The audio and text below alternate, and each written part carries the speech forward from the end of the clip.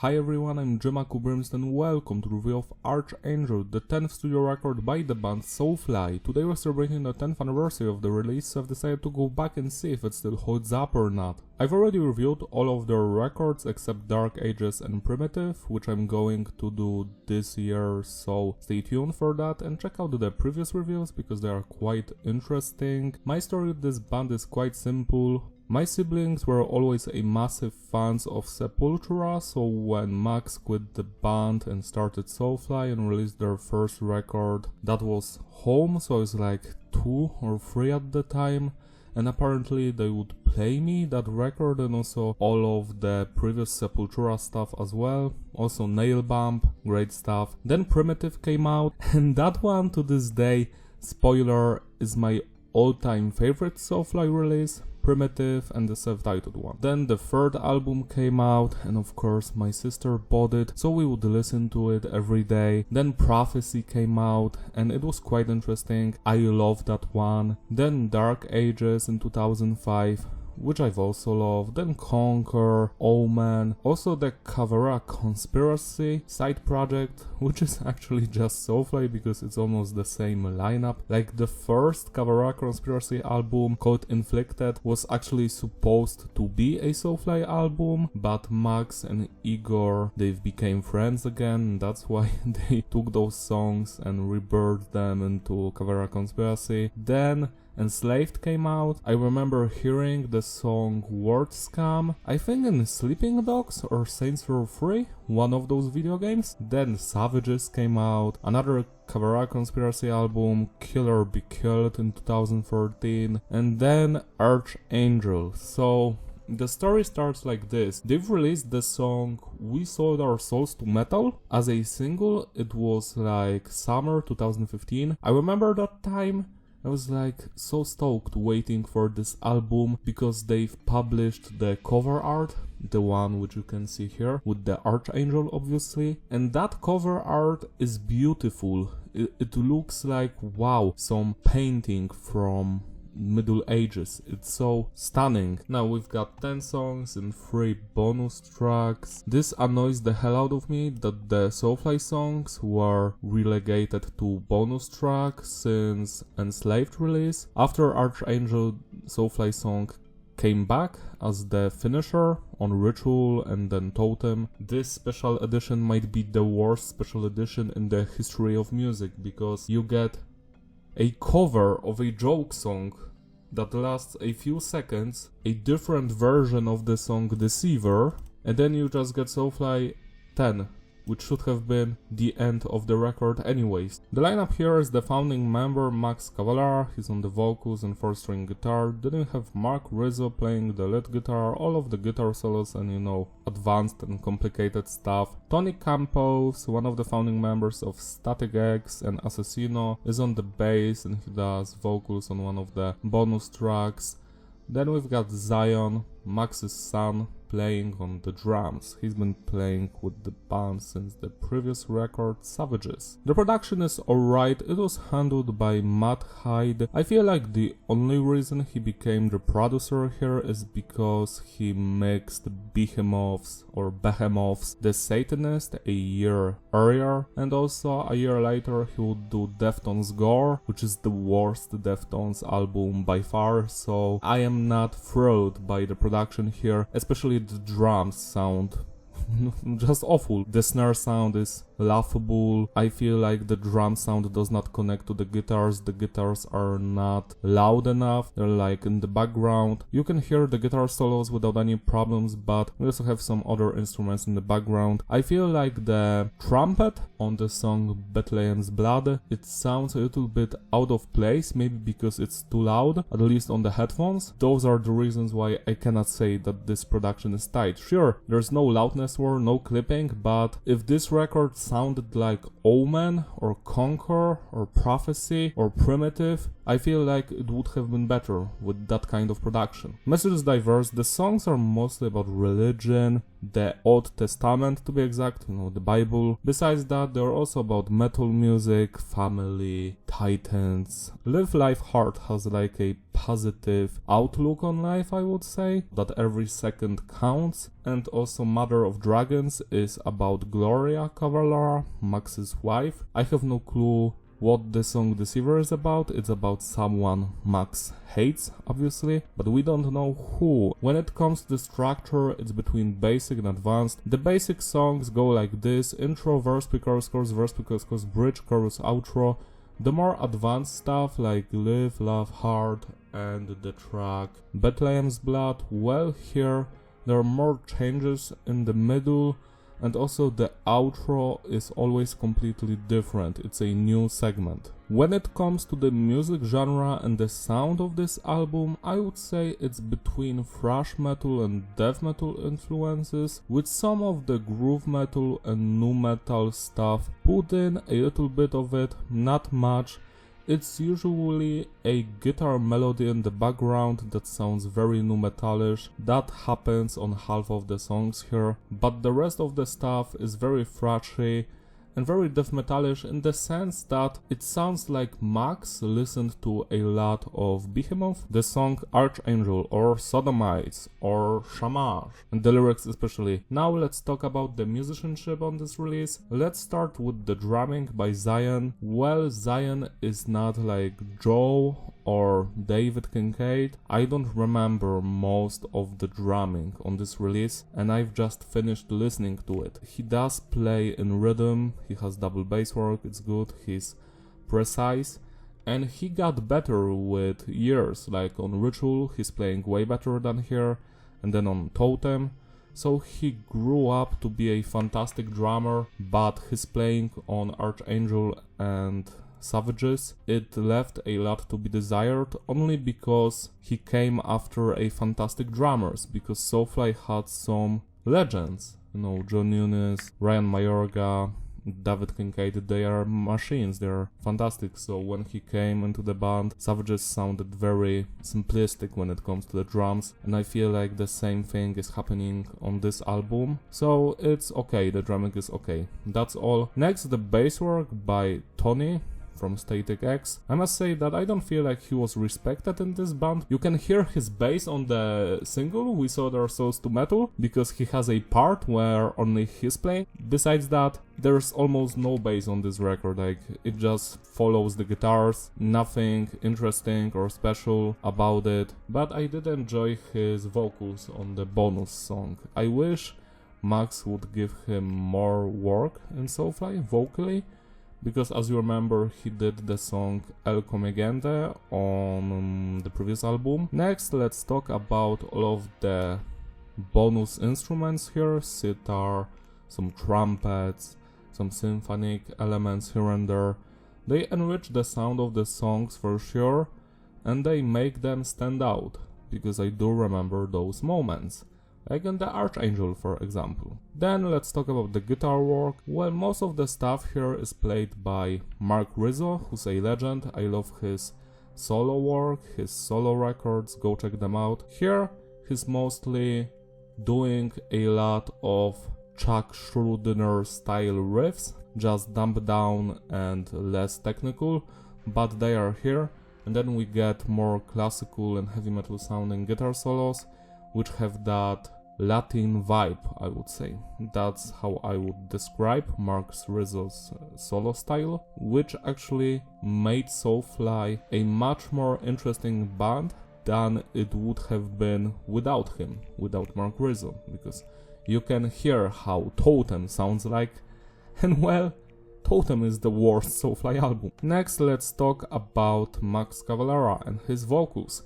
I am quite surprised by his vocals on this release, because on the 2014 Cavalera Conspiracy album, Pandemonium, he would pitch shift his vocals to make them more growly, more death metalish, and it sounded, well, not that great. It sounded fake, to be honest. Like, you could hear that those weren't honest vocals, like they are not real. But here, he didn't do any of that, and he did a great work, especially some of the screams on the songs, like on Titans, Shamash. Bethlehem's Blood has the best scream, I think. And also Mother of Dragons. Like, his screaming is on point, growling, shouting, all of that. I do enjoy most of his vocals, But on the song Deceiver, I feel like he dropped the ball. He does not sound good on Deceiver. I am not sure why. Maybe it was the last song they were working on. Now let's rate the individual songs. We Sold Our Souls to Metal, the first single. This is the best track on the record by far, even with its, well, questionable lyrics, so to speak. They're like, you know, positive. We sold our souls to metal, we sold our souls. Come on, punk, make my day. So, yeah, I don't care about your politics. He always says that, he always says politics. It's so funny to me. But yeah, lyrics aside, the music is on point. It's thrashy in the first part, and the second part of the song is classic Soulfly style. It slightly reminds me of Back to the Primitive. Beautiful guitar melodies and effects on the guitar. I actually wish there was more of that on the album, because if you're going to listen throughout this entire thing, you will notice that that's one thing that will never repeat. It never comes back, those effects on the guitars. I'm not sure why. Why is this just a one-off thing? But it's a good experiment and a throwback, and it makes you enjoy this song. 10 out of 10. Archangel, which sounds like a B-side from Behemoth, I do enjoy it a lot. Love the death-inspired guitar riffs. Archangel, love that. Love the chorus, love the symphonic elements. It's simple but effective. The second best song here for sure. 10 out of 10. Sodomites. Oh, featuring Todd Jones of Nails. Nails is a fantastic band, go check them out. Sodomites is another single which has a nu metalish intro, that melody, then the verse is very groovy, slow, then we get to the chorus, Sodomites, whoa. I like the bridge, the chorus, all of that. It's not the best song here, it's the third one that I love actually. I feel like it's a little bit weaker than the previous two ones, but it's still a song that I like to come back to. 10 minus out of 10. Ishtar Rising. When I saw Soulfly live back in 2016, they've decided to play this one, and I was so disappointed. Like, why would you play this song? This band has released some quality music, like any song from the first 9 albums is better than Ishtar Rising. This is a generic sounding average death metalish song which has a nu metal guitar riff in the middle, that melody playing, and while I do enjoy the throwback to the nu metal days because I love nu metal, this is not it. I cannot stand generic sounding songs, like songs that do not bring out any emotions in me. 5 out of 10. Live Life Hard features Matt Young of King Parrot. I love his vocals here, he elevates the song for sure. Mark Rizzo is straight up killing it on the guitars, love all of the solos. I also enjoy Max's chorus, how he sings in the chorus is I love that stuff. This one also has a lot of changes in the structure, especially in the middle and towards the end. Yeah, it's a great song, not perfect, but I dig it. 9 minus out of 10. Then Shamash. It is saved by Mark Rizzo because his guitar playing here is what makes this song interesting. 8 out of 10. Bethlehem's Blood starts very heavy. It has a long kick-ass scream by Max, almost 20 seconds long, like Chester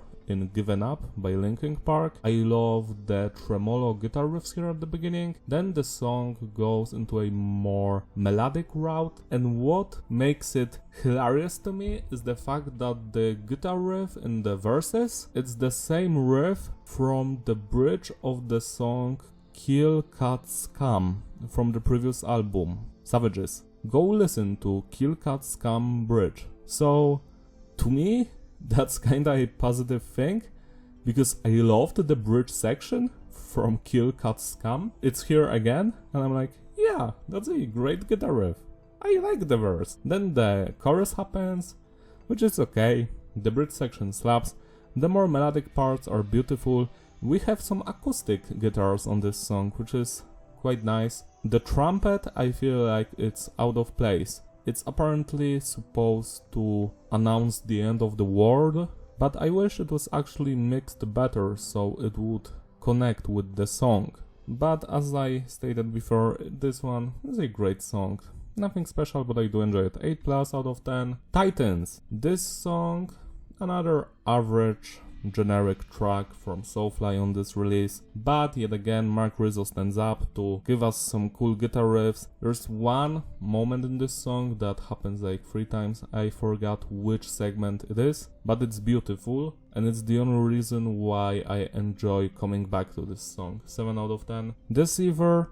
This song is a generic sounding thrashy death metal track. I have no feelings towards it. I'm indifferent to it. The music, yeah, fine. The solo is fine, but nothing special. 5 out of 10. Mother of Dragons, which features Richie and Igor Cavalera Jr., another generic sounding song. I understand the meaning behind it, that it's about Gloria, and that's actually quite beautiful to write a song for your wife and that you think that she's great and she's powerful, and also it's a reference to Game of Thrones. Who knows, maybe it's her favorite TV show, but I feel like this song does not bring the same emotional impact or any impact in that case compared to Revengeance from Enslaved, which also had Max's family on the vocals, and that one was fantastic. This one is trying too hard, I feel like. It's just so heavy do,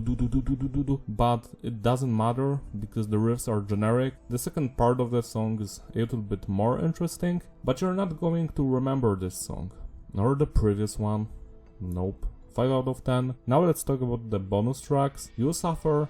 Now this is disgusting. This is a cover about a joke song, and we get some child saying that you should stay out of the music business or something like that, and then there's You Suffer, but Max doesn't even sound like he's trying to say You Suffer. He sounds like he's saying something completely different, you brr brr brr, and the song ends. People bought the special edition, the Digipack, and it's more expensive, and you put this shit on it? Like, isn't this a disrespect towards your fans? Or is this supposed to be a joke? If it's a joke, it's not funny. Like, I would be pissed off if I would buy the special edition that is more expensive and it has You Suffer on it as one of the songs, and then you get 2 more songs, but surprise! Acusador Nocturno is not a new song, it's just Deceiver with different lyrics. So yet again, you feel deceived. You actually feel deceived. This might be the worst thing Soulfly has ever done. 3 out of 10. Acusador Nocturno. It's the same song as Deceiver, but it has Tony Campos on some of the vocal sections, and that actually makes it more interesting, while the song is still not interesting at all. Do you catch my drift? 5+ out of 10. And Soulfly X, or Soulfly 10. This one I do enjoy. It has slight Diablo 2 vibes, if you've listened to Diablo 2 soundtrack, the video game. This one has a very similar vibe in the acoustic guitars, and I do enjoy that about it. Besides that, yeah, it's very repetitive, but it has a good Middle Eastern vibe. It's a great song. 8 out of 10. To sum it all up, the consistency is various, the flow is disrupted, repetitivity, yeah, it's a decent album. 2% above Totem. This is the second worst Soulfly album. I feel the world would have been a better place if Archangel and Totem did not happen, because these albums are stains on a flawless discography by Soulfly. I felt so sad when I listened through this record for the first time. Of course, now it's been 10 years and I've grew accustomed to it. I do enjoy some of the songs here, like We Sold Our Souls to Metal, Archangel, Sodomites, Live, Life Hard, Bethlehem's Blood. The cover art is way better than the music itself, which is insulting if you think about it. If you would have told the 4-year-old me that Soulfly would release an album that I am not too stoked about it, the old me, the younger me, would have not believed you, because I just loved this band, you know, Primitive, then Free, then Prophecy, then Dark Ages, banger after banger after banger, and then Savages comes out and I'm like, yeah, it's still great, just a little bit repetitive and the drumming isn't that great, but then this one happened and I was like, I am afraid. But then Ritual happened and it reignited the passion for me to this band. Ritual is great, it has the soul, yet again. This one also has soul, but I don't feel that it's in the right places. Max should have had made this a side project album, because it does not sound like a Soulfly album, same with Totem. That's just how I feel about it. It's okay, go check it out, celebrate generously by spinning this record today. I'm awaiting a new Soulfly album, I hope that it's going to be great. So yeah, if you enjoyed the video, like and subscribe, follow me on my Instagram, links in the description. Shout out to all of the Patreon supporters who gracefully sponsor these videos. You can join them if you want, so I can make more videos like this one, reviews, other stuff. I will see you next time. Bye!